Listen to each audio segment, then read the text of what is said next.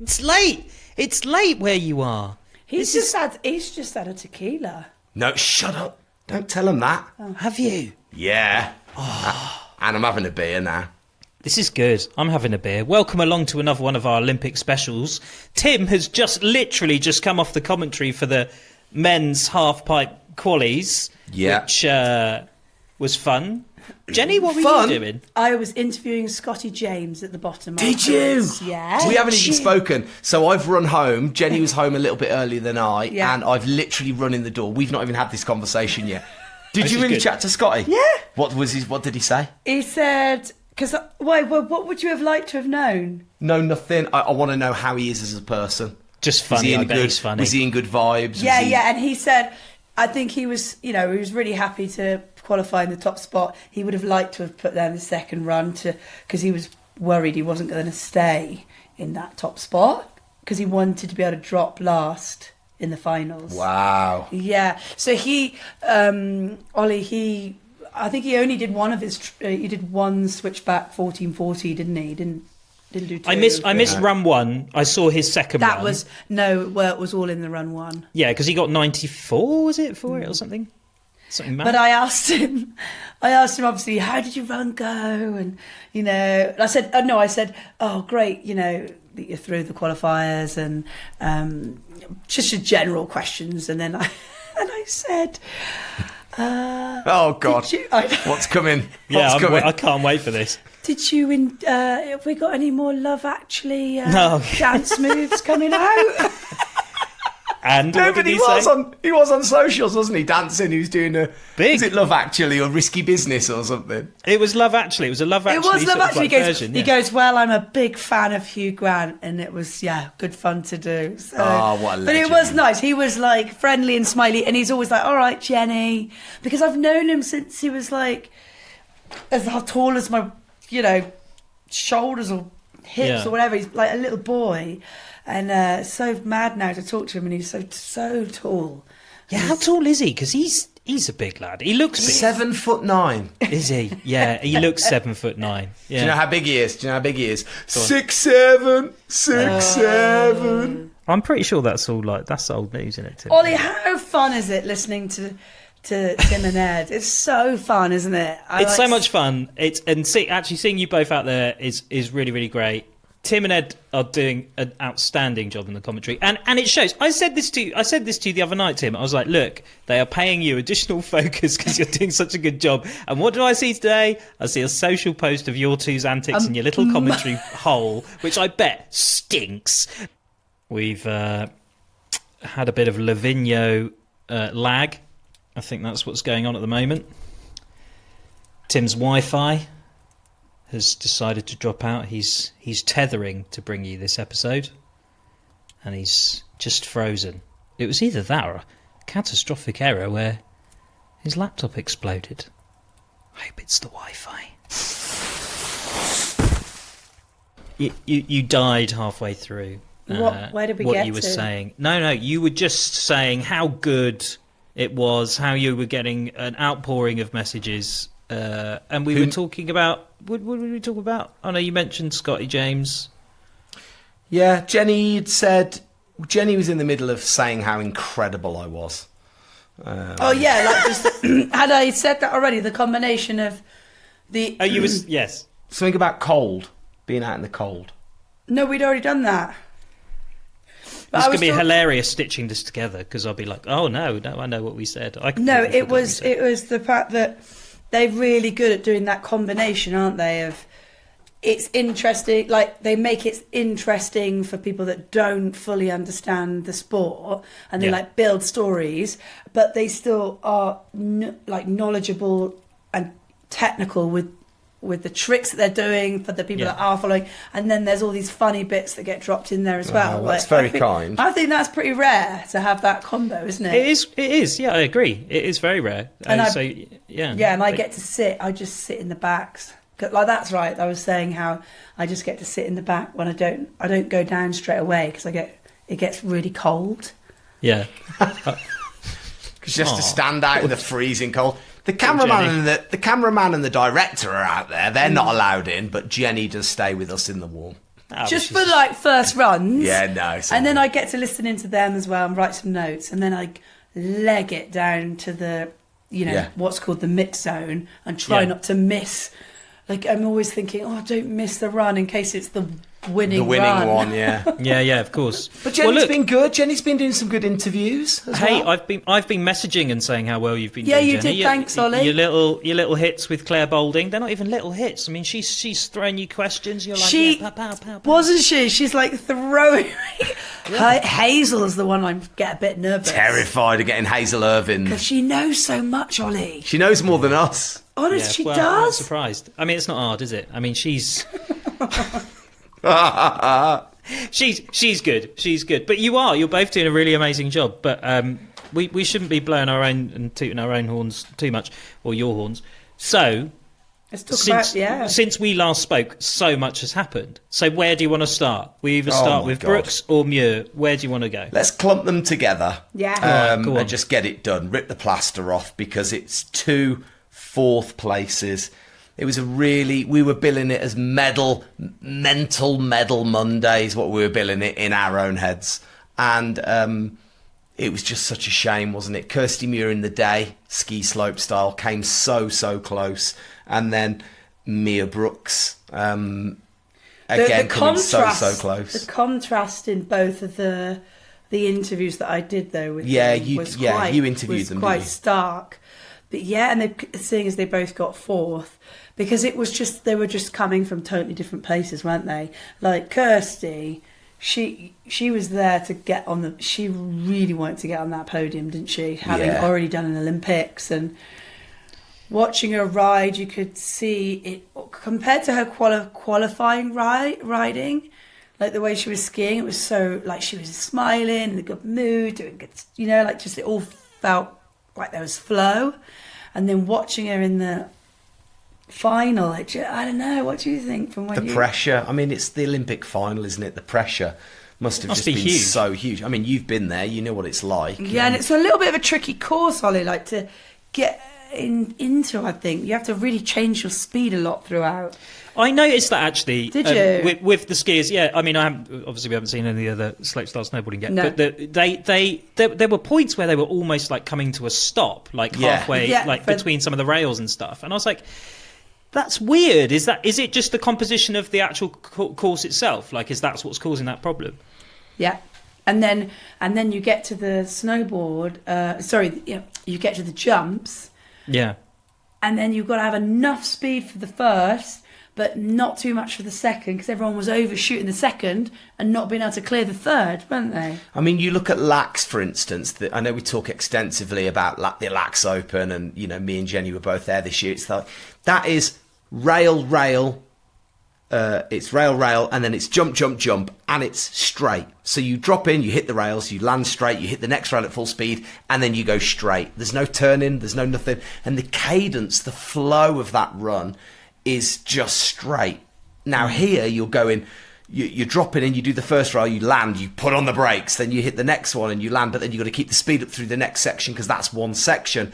And then you come off that rail, and then you've got to really yank on the handbrake, but not too much, because you've got to make sure that you get over it and land to get down into the first jump. Like the flow is so wrong. And actually, did you hear why? Do you know why the cadence and the flow? And it's because apparently there's a tunnel under there somewhere for cables, or for getting, I don't know quite what it is, but they built the tunnel in the wrong place.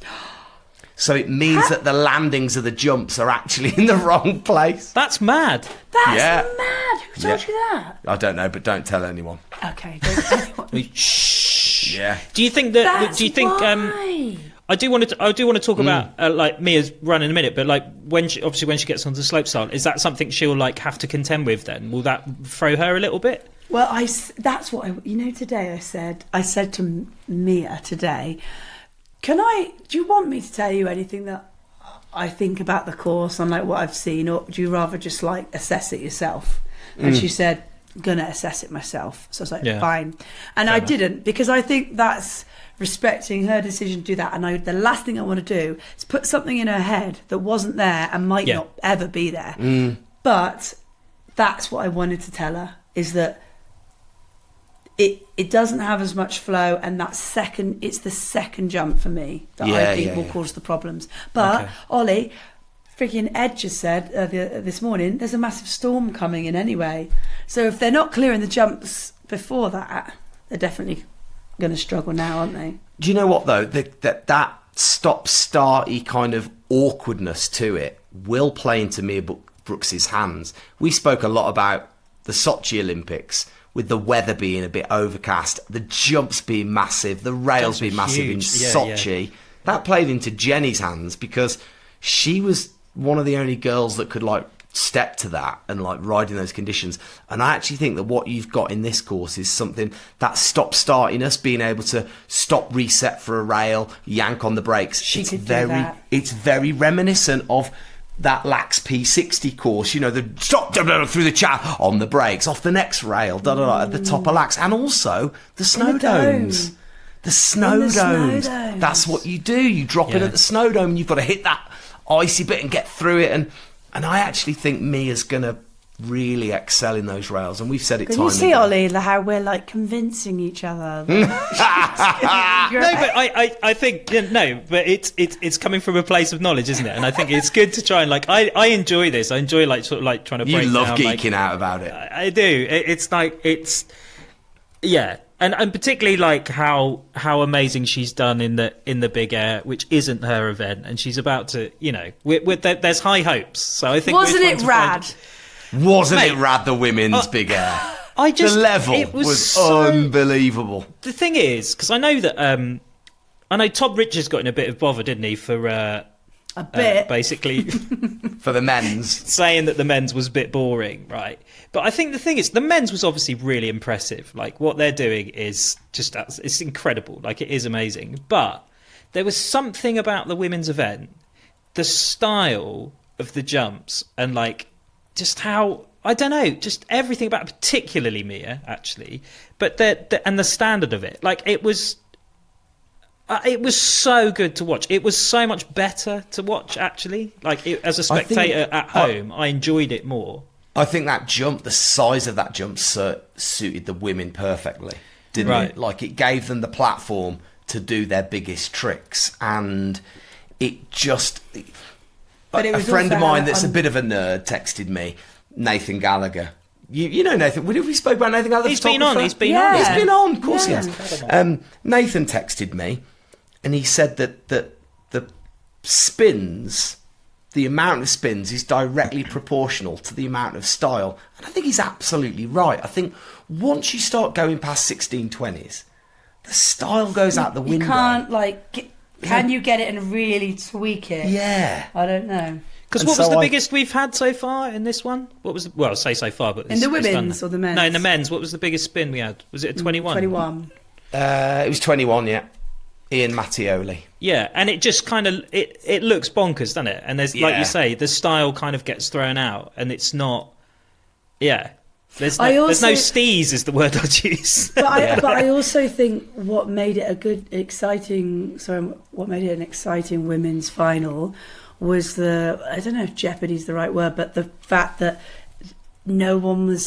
not everyone had landed their run. Like Zoe Sadowski-Synop did not land her first run, and then you didn't know who was going to stay in the lead, who wasn't, and that kind of drama of it all also made it ever so exciting. Yeah. And then when Kokomo Marasse landed her final run, and she was just in bits and crying, and everyone was like, because she hasn't ever got that top spot in the Olympics, and I did fear that whole thing with the Japanese getting too nervous was going to unfold. Come back to bite them again.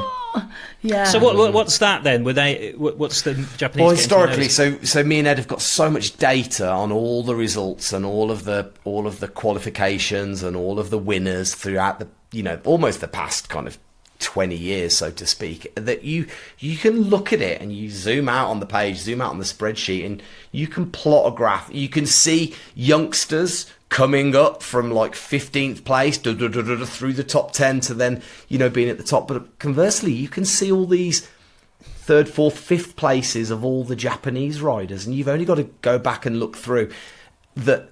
I've pulled up some amazing stats. I mean, it doesn't pertain to the Japanese riders per se, but we've got an amazing stat about Andre Rigetli has qualified 22 times in first place. Yeah, that's right.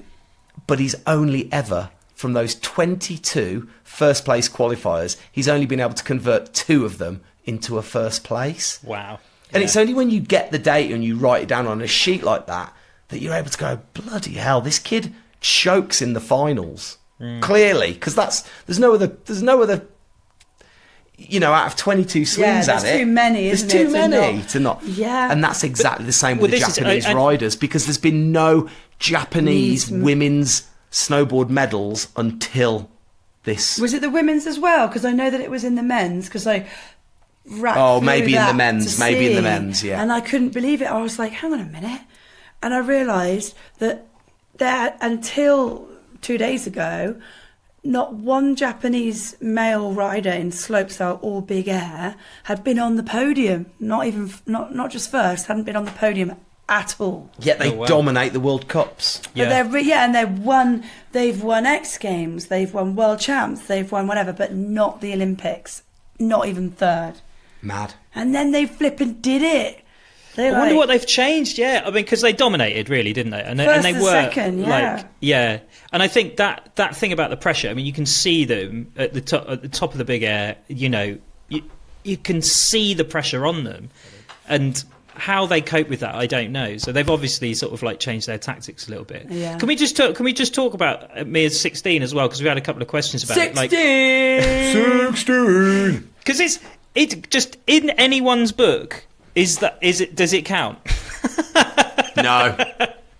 This is it, isn't it? That's the big question that everyone's like, because of the revert, they're just like, well, no. So the family WhatsApp groups lit up, and actually both of the kids' football WhatsApp groups. Now, none of the football people, I think they're all quite amazed to see me on telly, because they don't actually know what I do. But all of a sudden, Coach Tim is on the flipping telly, talking about snowboarding. Do you know what my equivalent of that is? Go on. Wilbur's mum. Wilbur's mum's group. Wilbur's mum's on the telly. Oh, Wilbur's mum's on the telly. Yes, sorry, yeah. Wilbur's mum.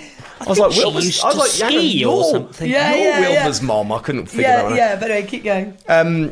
But they were all like, she was robbed. Mia was robbed. She landed on her feet. She didn't fall over. No. And it's quite... But this is it. When you don't know the sport, you see someone land on their feet. It looks like a land, yeah. Yeah, well done. She's done it.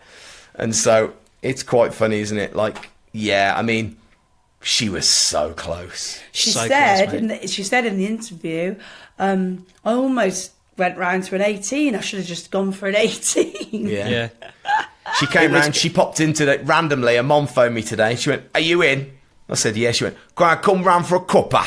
And we went, "Yeah, come on then." So they come round. So her, Nige and Mia came round for a cuppa, and we sat and had a lovely chat, didn't we? They had some fish fingers with us, didn't they? Yeah, Jenny cooked them up some fish fingers. Oh, you do spoil them.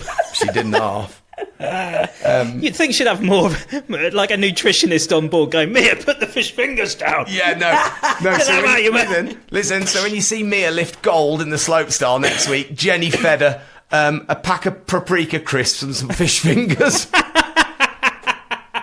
But Tim cooked if you want to be a gold medalist, yeah.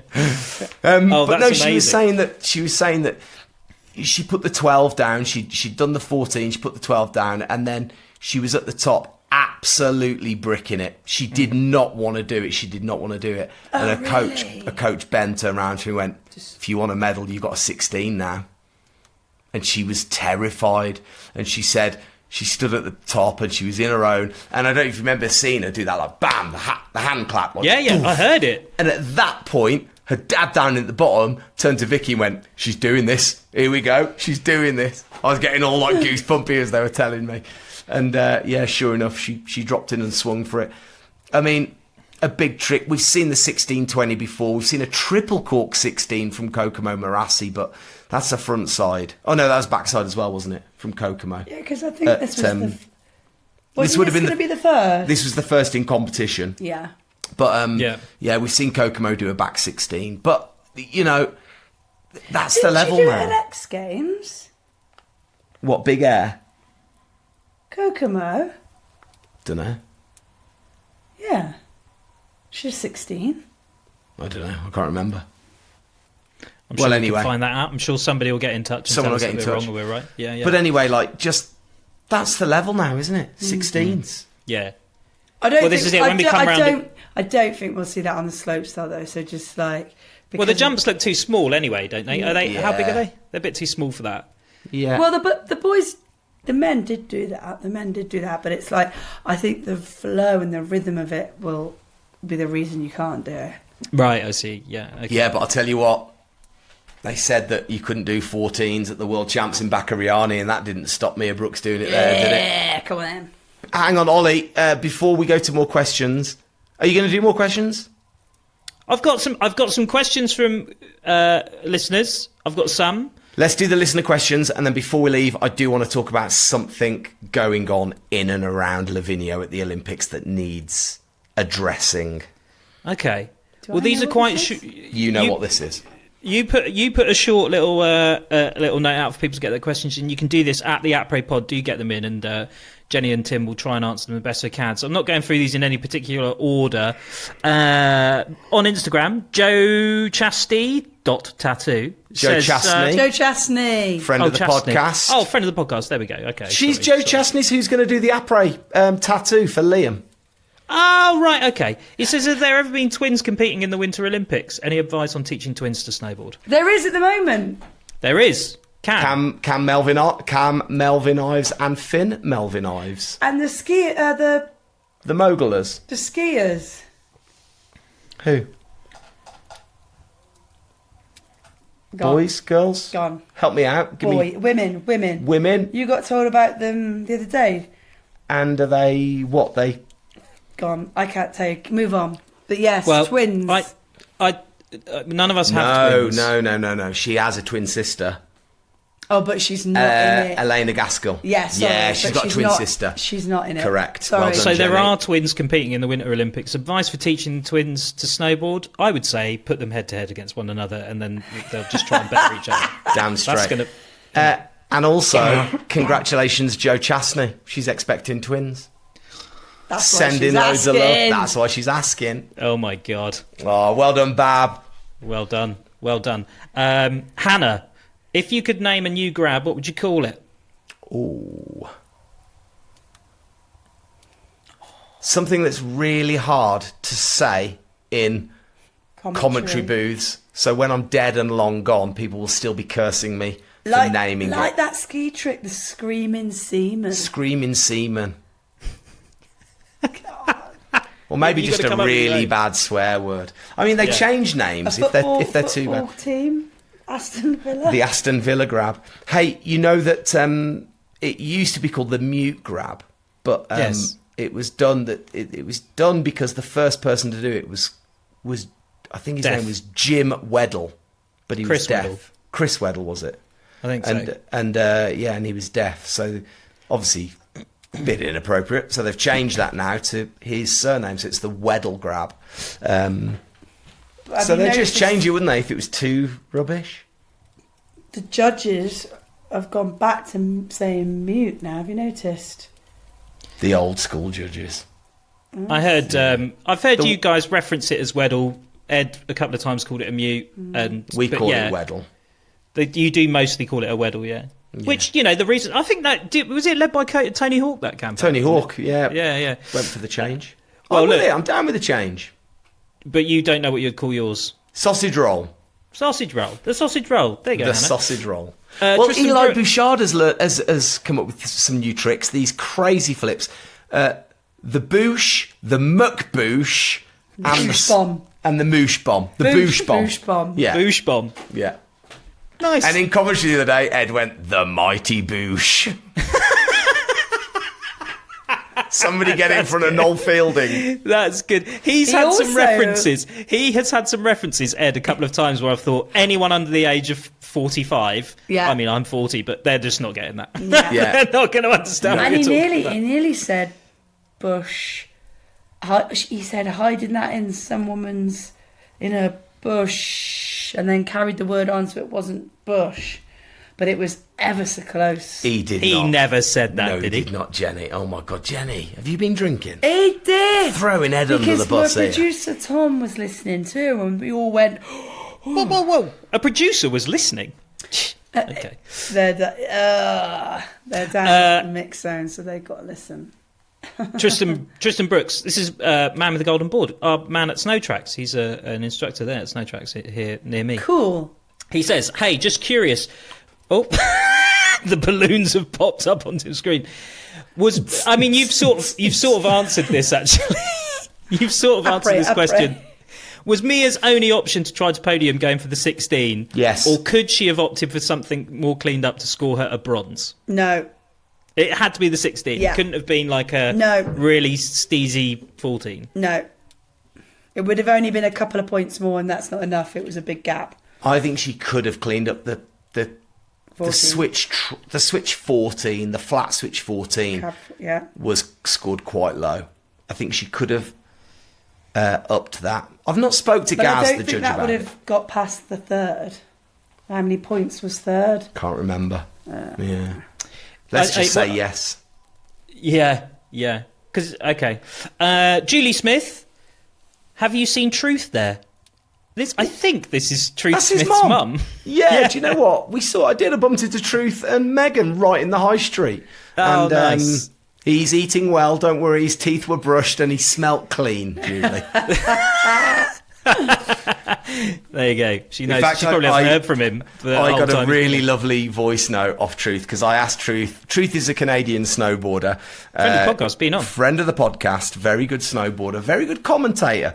And he's out here supporting his girlfriend, Megan Oldham. And just before the women's ski event, I messaged him. I sent him a voice note and he's like, yeah, I was asking him about Elena Gaskell, didn't know much about her. And then he messaged me a voice note back to say, oh, and also, if you want to know about Megan Oldham, Megatron, well, she's the best, man, and she's feeling great and skiing great. So I instantly replied, oh, yeah, little proposal. Fancy a proposal while you're here? I'll get it on the BBC for you, Truth. But he was like, no, not just at the moment. We're okay, thanks.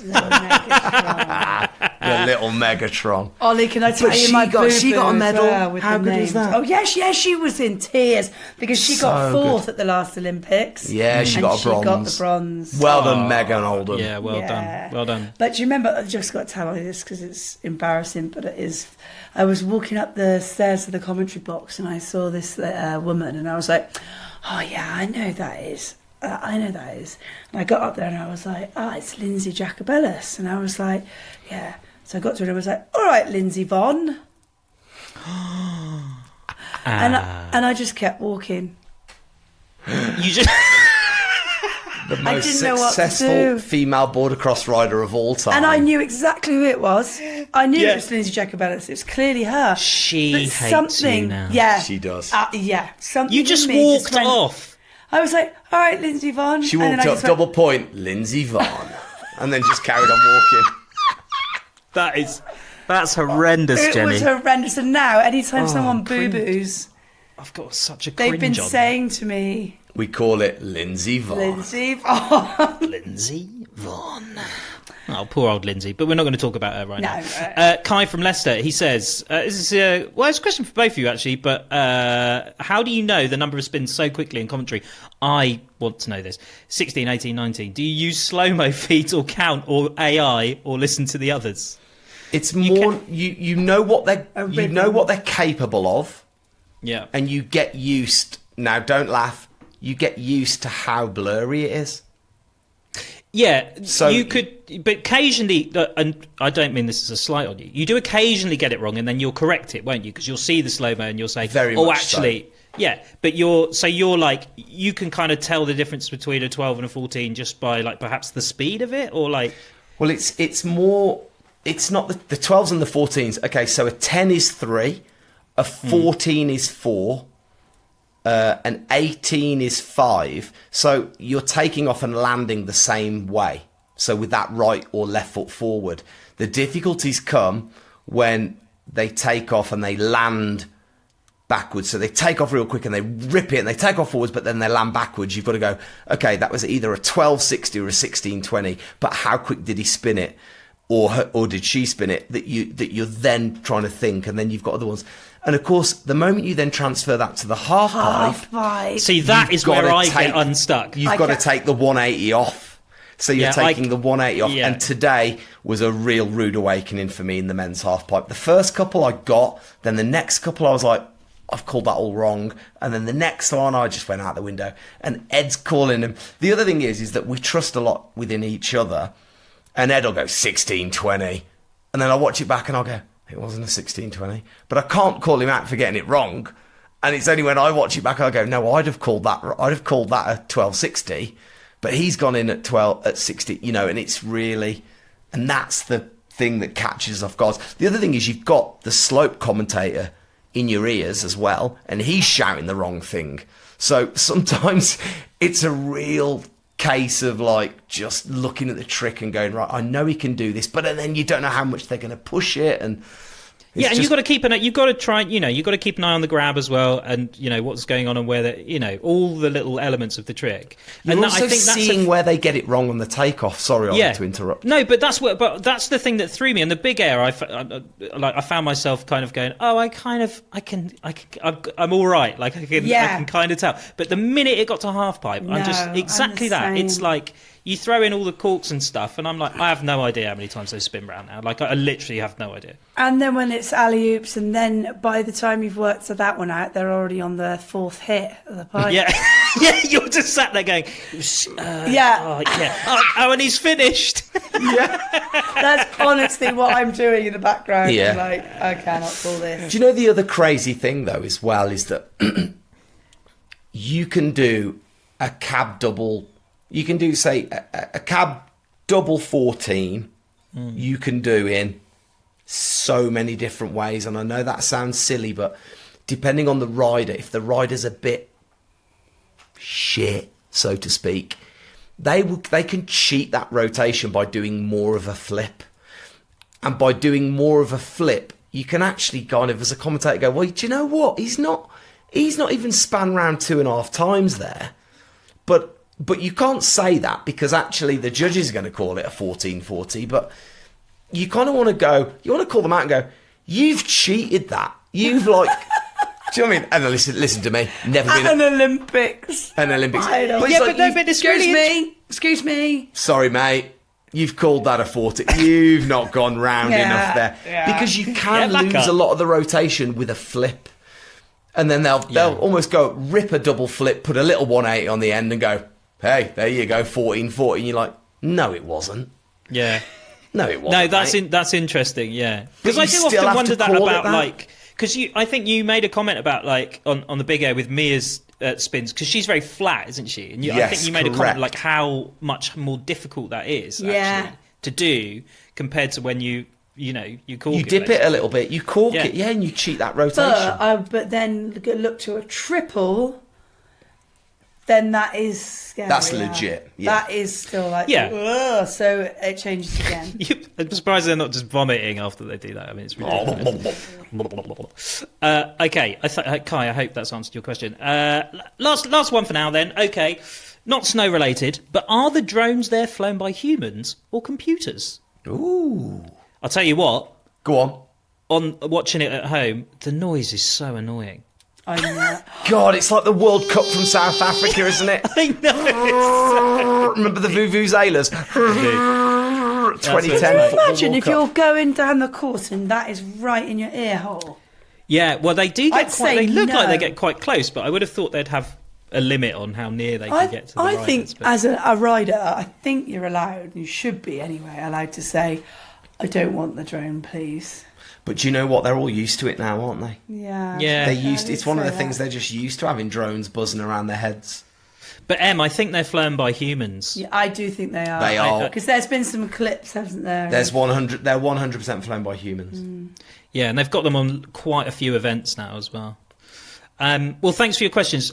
We will go through some more in the next episode. Get them in at the Apres Pod on Instagram. You can email us theaprepod@gmail.com. We'd love to hear from you, and you can ask us any questions during the whole of the Olympics. What have we got left? Another week and a bit. Still got a while. Yeah, man. We've got some big events coming up. Huge events. Still the Can good we stuff. address the issues in Livigno? Yes, I want to hear the Livigno issues. Here we go. Come on. Rowdy, bloody Brits. Brits out here drinking, shouting, having a good time, waving their flags, being all Brexity. Aren't No, they? they weren't being Brexity. He did that himself. Yeah. They've Do you know been what? so lovely. It's been amazing. We can't, mate. It's like walking down the high street with Rylan here, being with Jenny. She can't walk more than 5. Can't walk more than 5 meters. Stop him, Rylan. Everyone, mate. It's so nice though. We're getting loads Ed of. Lee gets stopped the Oh most. my God, Ed Lee. Does he? Honestly. That's like walking I down. took a photo of Ed Lee with someone yesterday. Oh, that's creepy. That is creepy. Also, that's a kick in the tits, that isn't it? That for you, it's like. it's Do you know? funny. I won a medal. I've done that for Graham Bell. What, took a photo of? Graham Bell with this lady that really liked him. Oh, so somebody stopped you and Graham Bell Yeah. and wanted a picture with I the said you might- failed Olympian And rather said- than you. Yeah, and said you might take a this. And I was like, no problem, mate. Oh, Amazing. No, actually, in all seriousness, there are a lot of Brits out here, and it's been amazing. The fans. I got stopped actually just on the way home tonight from a couple, Chris and Jess. Hello, Chris and Jess. And it was just everyone's here. It's wicked. They're celebrating. A lot of people out on their holidays, and I thought we'd come to. And do you know what?